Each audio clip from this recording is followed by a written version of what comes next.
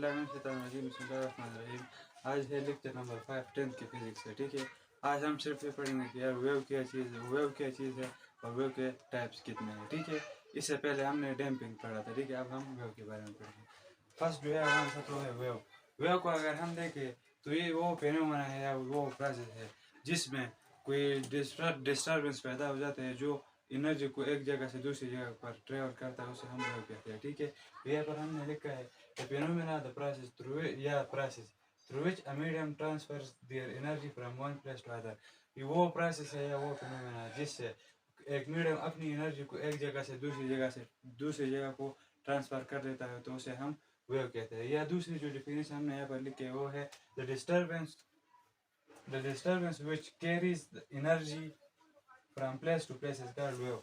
वो डिस्टर्बेंस जो एनर्जी को एक जगह से दूसरी जगह पर कैरी करता है या ट्रांसफर करता है, तो उसे हम वेव कहते हैं। ठीक है, वेव को पहचानेंगे कैसे। फर्स्ट जो है वो वेव जो है वो एक डिस्टर्बेंस होगा। ठीक है, एक जो हमारे साथ फर्स्ट पॉइंट है उसमें क्या क्या है, क्या एक वेव जो है वो क्या है, एक ट्रेवलिंग डिस्टर्बेंस है। ठीक है, दूसरा जो प्रॉपर्टी है वो है जो एनर्जी को दूसरी एक जगह से दूसरी जगह को ट्रांसफर करेगा। ठीक है, और इसके साथ हमारे साथ ये जो वेव जो है उसका मोशन है वो एस एच एम है। The motion of a wave is S H M because it moves back and forth motion from its mean position.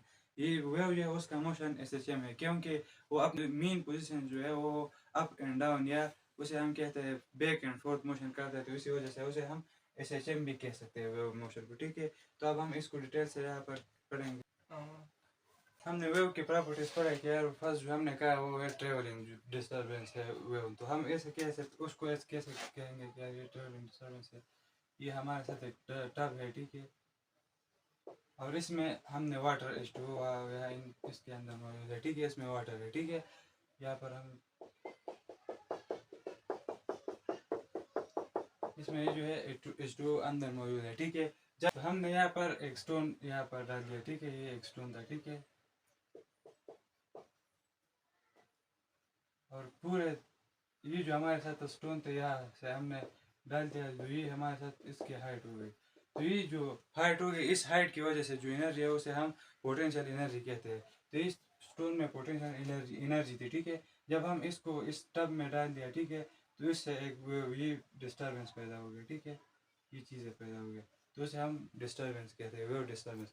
और ये वेव डिस्टर्बेंस जो है ये हाइट की वजह से जो एनर्जी इस स्टोन में मौजूद थी पोटेंशियल एनर्जी, उस पोटेंशियल एनर्जी को यहाँ से ट्रांसफर कर रही है। ठीक है, इस टब में इस एनर्जी को एक एंड से दूसरे एंड तक डिस्ट्रीब्यूट करती है। तो यह हमारे साथ हो गई यार ट्रेवलिंग डिस्टर्बेंस कैसे है, और एनर्जी कि यार वेव एनर्जी कैसे वो एक जगह से दूसरी जगह ट्रांसफर करती है।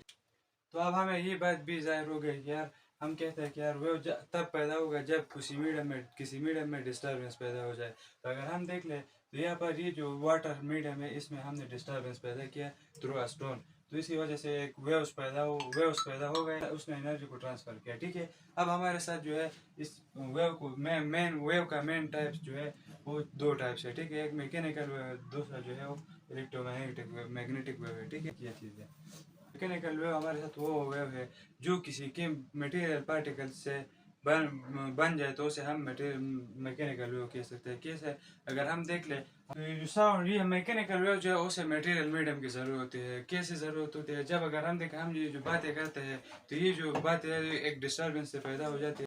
यहाँ पर मीडियम जो हमारे साथ है वो एयर है, हम ये जो बातें करते हैं एयर की वजह से बाहर आते हैं और हम सब सुन सकते हैं। अगर हम देखें तो हम ऊपर स्पेस में अगर हम जाए तो उसमें हम बातें कर सकते हैं मगर एक दूसरे का साउंड नहीं सुन सकते क्योंकि वहाँ पर एयर नहीं है। तो इसी वजह से एक मीडियम है साउंड के लिए रिक्वायर्ड है, तो वहाँ पर एयर नहीं, इसी वजह से ही साउंड हम सुन नहीं सकते। ठीक है, तो ये हमारे साथ था मैकेनिकल वेव। यार कि मैकेनिकल वेव हम किस चीज़ को कहते हैं। दूसरा वेव जो हमारे साथ है वो इलेक्ट्रोमैग्नेटिक वेव है। इस इलेक्ट्रोमैग्नेटिक वेव को अगर हम देख लें तो ये जो है वन है इलेक्ट्रो और दूसरा जो है मैग्नेटिक।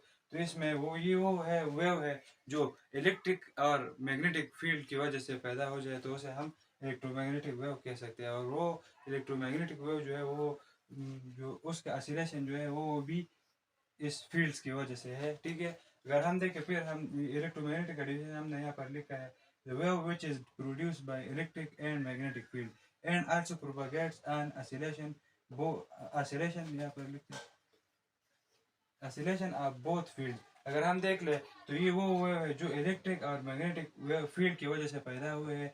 और ये जो प्रोपागेट हो रहा है तो वो भी उस इलेक्ट्रिक एंड मैग्नेटिक फील्ड की वजह से प्रोपागेट होंगे, तो उसे हम इलेक्ट्रोमैग्नेटिक वेव कह सकते हैं। ठीक है, इलेक्ट्रोमैग्नेटिक वेव है जो इस इलेक्ट्रोमैग्नेटिक वेव को जो है उस नो मटेरियल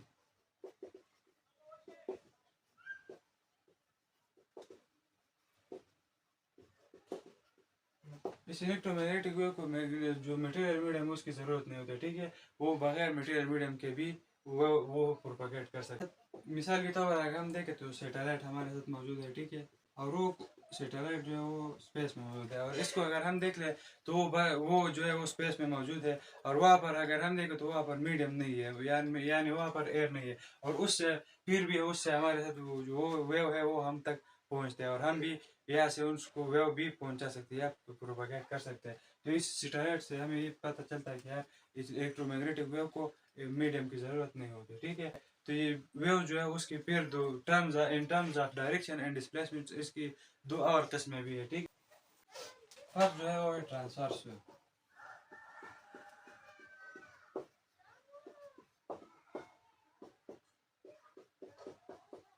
ये हमारे साथ वेव का वो किस्म है, डिफिनेशन हम ऐसे कर सकते हैं, ये वो वेव है जो हमारे साथ परपेंडिकुलर डिस्टर्बेंस है। ठीक है, ये और ये जो है ये वेव के डायरेक्शन को परपेंडिकुलर है। ठीक है, टू द वेव डायरेक्शन या मीन पोजीशन, या उसको हम कह सकते हैं उसकी मीन पोजीशन को ये परपेंडिकुलर है। ठीक है, ये जो डिस्टर्बेंस पैदा होता है ये उस अपने मीन पोजीशन को जो है परपेंडिकुलर होता है। कैसे होता है, अगर हम देख लिए हमारे साथ ये एक स्ट्रिंग है। ठीक है, ऐसे भी कहते हैं, और इसको हमने यहाँ डिस्टर्ब किया। ठीक है, ये हमें साथ हो गया, ये है या इस पर सीधा जो हॉरिजॉन्टल ये जो लाइन हमारे साथ हो गई, इसे हम मीन पोजीशन या वेव डायरेक्शन कहते हैं। ठीक है, हमारे साथ मेन पोजीशन या वेव डायरेक्शन हो गया। और ये जो हमारे साथ ये जो फर्स्ट देखे इसके ये जो ऊपर वाला हिस्सा है उसे हम क्या कहते हैं, उसे हम क्रिस्प कहते हैं। ठीक है,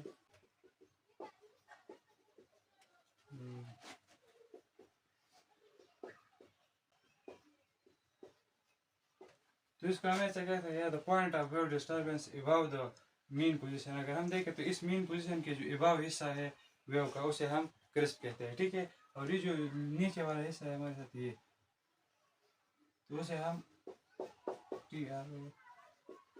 ट्रफ कहते हैं। ठीक है, द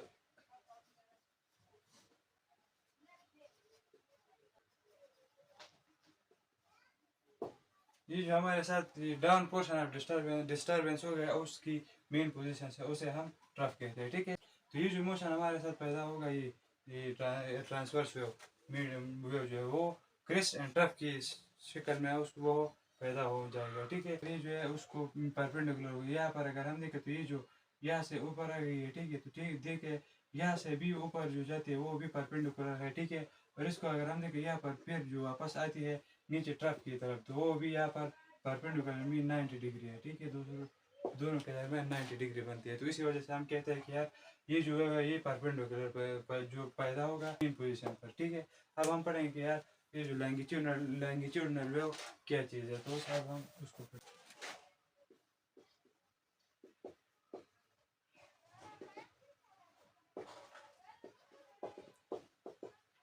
हम देखें दूसरा जो है लैंगिट्यूडनल वेव जो है ये अपोजिट है ट्रांसवर्स वेव का, तो उसमें हम कह सकते हैं यार ये वो वेव है जो पैरेलल पैदा होगा, पैरेलल डिस्टर्बेंस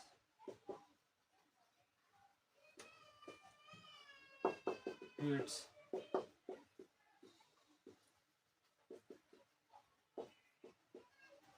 हमारे साथ जो पैरेलल डिस्टर्बेंस पैदा होता है उसके मेन पोजीशन पर, तो उसे हम जो लैंगिट्यूडनल वेव कहते हैं। ठीक है, वो टाइप है जिसमें वो पैरेलल पैदा हो जाएगा उसकी मेन पोजीशन पर।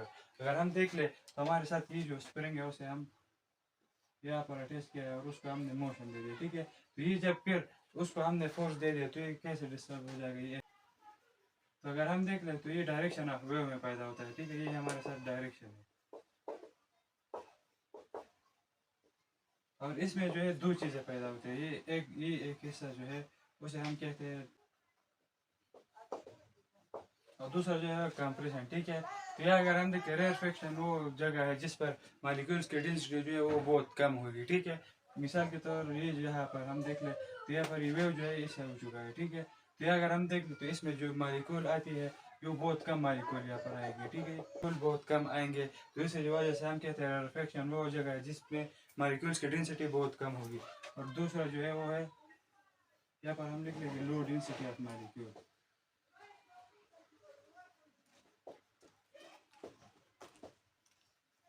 मालिक्यूल। और दूसरा जो है वो कंप्रेशन, कंप्रेशन जो है ये वो जगह है जिस पर हाई डेंसिटी है